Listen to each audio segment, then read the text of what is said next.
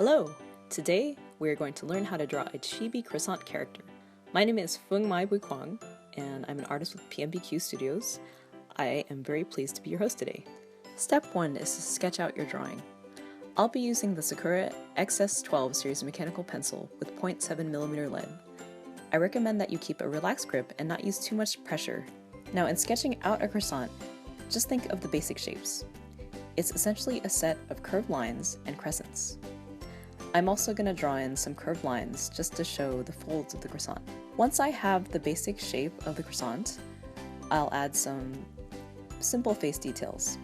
This is really key in drawing chibi characters. Less is definitely more. Now, in the croissant character, I thought about the character beforehand. The story in my head is that since croissants are from France and they are a fun pastry, I wanted to put that personality into the character. So he's got some expressive eyebrows, a mustache, and a beret, just to indicate that French flair.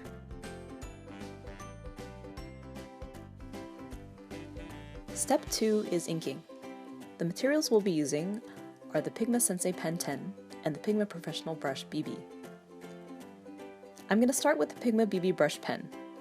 One thing I'd like to note about brush pens is that light pressure will give you some thin lines, and heavier pressure will make bolder lines. I really love brush pens because you can get a lot of expression just by varying the pressure. Now when I'm inking with the brush pen, I keep my hand relaxed just because I'd like the drawing to still have a sketchy yet lively look. For the facial details, I'm going to switch to the Pigma Pen 10. It's got a nice bold nib, it's very consistent. I don't want to worry about the pressure creating different lines, just to kind of block in the basic shapes of the face. Now I'm going to switch back to the brush pen to add in the final details, like filling in the mustache, and also adding a little bit more life to the eye, and also add in the blacks to the beret. The brush tip is pretty nice to use for this as well. Again, adding a little bit more life to that beret.